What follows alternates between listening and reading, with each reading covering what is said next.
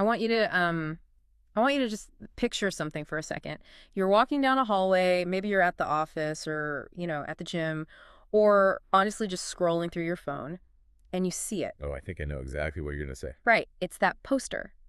Or like an inspirational post featuring someone looking very, very intensely at a mountain peak, and underneath them, in this huge, bold font, is the phrase, truly believe to truly achieve. Yeah, the classic. You've probably seen variations of that, what, 100 times? Exactly. Yeah. I mean, we treat it like a bumper sticker. It's this cheap surface level Band-Aid that we offer to a friend when they're nervous about a job interview or something. We just tell them, hey, just believe in yourself. Right, because when a phrase is repeated that often, the human brain literally just filters it out. It becomes background noise. You completely stop interrogating what the words actually mean. Yes. But if you look closely at the phrase itself, like past the familiarity of it, it is actually a piece of deep structural metaphysics that's basically just masquerading as a cliche.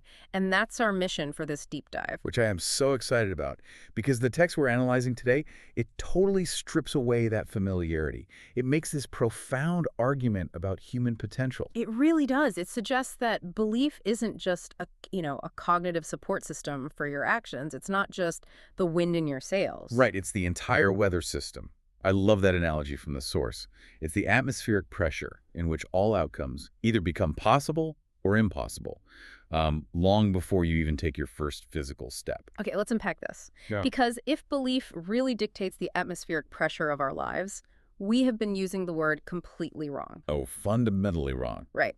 So to understand the reality-altering mechanics of this phrase, we have to start by dismantling what we usually call belief. Because according to the source material, what most of us label as belief is actually, it's just a quiet, ongoing negotiation with reality. Yeah, the author refers to this standard operating procedure as conditional acceptance. Conditional acceptance, right? Think about how we usually function, in the workplace, or even just with our personal goals. We hold an idea as possible only when the conditions around it are favorable. Right, like being a fair weather sports fan. Or it reminds me of the energy around launching a startup.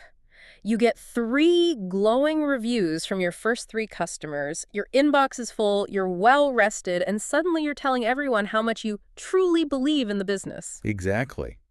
But the text argues that in those moments, your mind is simply holding the possibility open while retaining a hidden escape clause. An escape clause, yeah. Right, because the moment the evidence shifts, like a major investor pulls out or a product launch completely fails, the mind just exercises its right to withdraw the belief. The condition for the belief was always external validation. I mean, we do this in relationships too, don't we? Oh, absolutely. People will commit to a partnership, but subconsciously they're basically thinking, I believe in this marriage as long as we don't, experience financial ruin. The second there's friction, that intellectual hedge kicks in. Yeah, you take your chips off the table. Right. You take your chips off the table and say, well, I knew this was a bad idea. We do it to protect ourselves from the psychological pain of disappointment. It's literally just a safety net. And the author points to a structural warning hidden right there in the cliche itself. Notice the doubling of the word. It's truly believed to truly achieve. Oh, right. That repetition isn't just catchy, it's a formula. It's a mathematical equation. Surface belief produces surface results. Partial, conditional belief produces partial outcomes. So if you want the full manifestation of the achievement, the belief has to be completely unconditional. Exactly. It cannot require the outer world to behave perfectly for it to exist. It can't shrink just because, a mentor thinks your idea is too risky. Okay, here's where it gets really interesting. Because if conditional acceptance is the counterfeit version, what is the actual substance of true belief? That's the million-dollar question. Right, because we've all tried the forced positivity thing. We've all seen that self-help advice that tells you to stand in front of a mirror, force a smile, and chant, I am successful, I am a winner. And it usually feels terribly. It feels awful, and I suspect it fails so spectacularly because the body is actively rejecting the script that the mind is trying to force on it. What's fascinating here is how the source material draws on some complex philosophical language, specifically like non-dual and tantric frameworks, to explain exactly why that mirror exercise fails. Wait, tantric frameworks, how does that connect to the mirror thing? Well, the core concept is actually highly practical. It essentially means there's no fundamental separation between your internal state and the external world. Yeah. You're always interacting with your environment. Okay, I'm following. Your inner state is the baseline signal you're broadcasting into the field of possibility. So consciousness isn't separate from the world, and the observer is never neutral. Meaning, if I'm standing in that mirror saying, I am successful, but beneath every single word, I feel like an absolute fraud. The feeling of being a fraud is the actual signal. Wow. So the words are just noise. Complete noise. The heavy sinking weight of doubt is what actually gets transmitted. You simply cannot manufacture a new reality through empty, repetitive words. The body knows what the mind is pretending not to know. The body knows. That is so powerful. It really is. True belief has to be a genuine inner shift where the thing you're aiming for stops feeling like an alien concept. The text makes this brilliant distinction here between a wish and a belief. Right, because wishing implies distance, doesn't it? And lack. Like when you're wishing for a promotion, you are pointing at it from a distance. Yes, exactly. You're essentially saying, that thing is over there, I am over here, and I really hope I can cross the gap. It's this state of perpetual striving. But true belief already contains the reality of the thing. You aren't reaching toward the outcome anymore. You're actually moving from the acceptance of it. You've already internalized it as a baseline fact of your existence. Moving from it. I love that phrasing. But moving from it implies a profound physical shift. Because if our bodies are acting as these like hypersensitive lie detectors constantly exposing our hidden doubts, then rewiring this has to go way beyond positive thinking. Oh, absolutely. Yeah. The source mentions that belief lives in the posture. It lives in the steadiness of the voice and literally in how you walk into a room. Yeah, and the text calls this the cessation of surveillance. But I actually have to push back on how that plays out in reality. Okay, let's hear it. Well, if I stop reading the room and looking for feedback, don't I just become one of those oblivious, arrogant people who just steamrolls everyone else? I mean, that sounds dangerous. It's a really fair point, but it's crucial to separate situational awareness from grasping anxiety. Yeah. The surveillance the text is critiquing isn't about ignoring constructive feedback. It's not about failing to read a room. It's that desperate, exhausting scanning for permission. It's the feeling of constantly waiting for the outer world to validate your inner knowing.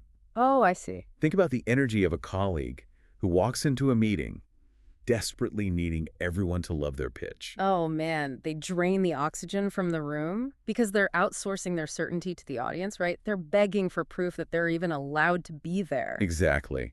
But when true belief is present, that specific type of anxious surveillance just stops. You are indifferent to the people around you, but you're no longer waiting for them to authorize your vision. The body relaxes into the knowing. And that completely changes the mechanics of how you move through resistance. I mean, I would compare it to swimming. Ooh, I like that. How so? Well, operating on conditional belief is like swimming against a rip current. You're thrashing around, you're looking for a lifeguard to tell you you're swimming correctly, and you're burning massive amounts of energy just to stay afloat. That sounds exhausting. It is. But operating from true belief is like swimming parallel to the shore. You're still expending energy, you're still working hard, but you're no longer fighting the baseline reality of the water. You move with it. And when you stop fighting the current, the obstacles in the water literally change their meaning. The text notes that obstacles don't just magically disappear when you achieve this state. Right. Life still happens. Yeah, but they stop registering as existential threats. When you operate from conditional acceptance, every roadblock feels like the universe telling you to stop. It feels like proof that you were an imposter all along. But when you operate from true belief, an obstacle is it's just an engineering problem. The text uses this beautiful phrase for this. It calls those roadblocks necessary texture in the unfolding of something real. Necessary texture. I love that. Yeah, it's just friction. Now, I imagine bridging that gap, moving from the thrashing current of doubt to the smooth swimming of knowing, is a lot like building a muscle. It requires reps under pressure. The text makes a really clear pivot here, from describing the somatic state to explaining the architecture of how you actually construct it. And it starts by distinguishing between knowing and belief. Right, because knowing is direct and effortless. Like, you know your name, you know how to tie your shoes, there is zero friction there. Exactly. But belief, conceptually, still contains a relationship to doubt. It's the active, conscious practice of orienting yourself toward a possibility rather than away from it. Yeah. So true belief is literally the bridge you build across the canyon between uncertainty and certainty. It is built, not just found. And like any structural bridge, it requires fuel and raw materials. We already established you can't build it out of external validation or, like, other people's compliments. Feel that material is way too flimsy. Right. The primary material is what the text calls honest inquiry. It's the practice of returning to your core recognition, especially when the conditions are terrible. Let's ground this in a really granular example for a second. Think about a random Tuesday when everything is falling apart. A major client says no, or, I don't know, a creative project gets universally rejected. We've all had those Tuesdays. Oh, absolutely.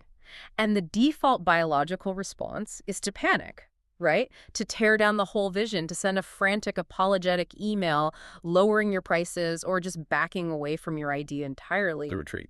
Exactly. But honest inquiry means sitting in that discomfort and asking, does this external rejection change the fundamental truth of what I am building? And then you force yourself to override the panic. You take a rep. Yeah. Instead of sending that frantic email, you take a breath, hold your ground, and send a calm, anchored response. Yes. In that moment, you hammer down a plank on the bridge. Every single time you choose not to add a little self-deprecating joke to soften your ambitious idea in front of your friends, or every time you hold eye contact when stating your value in a negotiation without flinching. Those micro. Right, those micro actions, those choices made right in the face of doubt, those are the structural steel beams. You are using neuroplasticity to literally wire the certainty into your nervous system. And the inward architecture eventually becomes the blueprint for the outward reality. But if we connect this to the bigger picture, as this inner architecture grows, it inevitably collides with the most deeply ingrained structure of all. Which is? Your self-image. What you believe is possible out there in the world is completely bottlenecked by what you believe about who you are. Oh, wow. It's a massive collision. Because you can believe the project is brilliant, you can believe the bridge is totally sound, but somewhere in the space between the grand vision and the person who actually has to wake up and execute it, there's what the source material calls a fracture. The fracture, yeah. It's that residual whisper saying, not you, not yet. You aren't the kind of person who pulls something like this off. And that is the ultimate psychological hurdle. Closing that fracture requires treating yourself as the absolute authority on your own becoming. The sole authority. Exactly. Yeah. It demands profound accuracy. You have to be willing to know what you know and to claim the identity of the person who achieves the goal long before society hands you the certificate or the title. And, the brain actually creates that fracture as a protective mechanism. It's pure cognitive dissonance. Really? How so? Well, if I never fully claim the identity of the successful founder or the accomplished artist, then when I fail, it won't destroy my core self. I can just say, well, I was just trying it out. It wasn't really me. Oh, that makes so much sense. It's another safety net. Exactly. So healing the fracture means removing that safety net and fully inhabiting the identity, which honestly brings us to the wildest curveball in the entire text. Yeah, the ultimate paradox. Right. So what does this all mean? The text presents this paradox.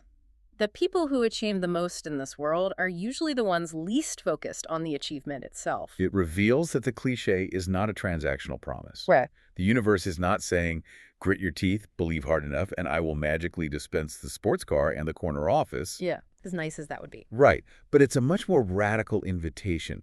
It is an invitation to anchor yourself so deeply in your vision that achieving it, or even failing to achieve it, completely loses its power over you. You stop being held hostage by the final result. You shift from a relationship of desperate hope with the outcome to a creative partnership with the process. Yes. I mean, the stakes might still be incredibly high, like your livelihood might literally be on the line, but you are no longer fundamentally afraid of being wrong. You're just following what is true for you. You're rooting, not striving. The outcome simply becomes a natural byproduct of who you have become, rather than this desperate prize you're chasing to prove your worth. A byproduct. Yeah. The author concludes that believing, becoming, and achieving are not three separate points on a chronological timeline. They are one continuous, unified movement. That is incredible. So when you look back at that motivational poster we started with, the irony is just so clear. True achievement has literally nothing to do with white-knuckling your way to success or forcing positivity or constantly negotiating with reality. Not at all. It's about stepping out of the current of doubt, healing that fracture in your own identity, and letting the outer world catch up to the inner reality you've already built.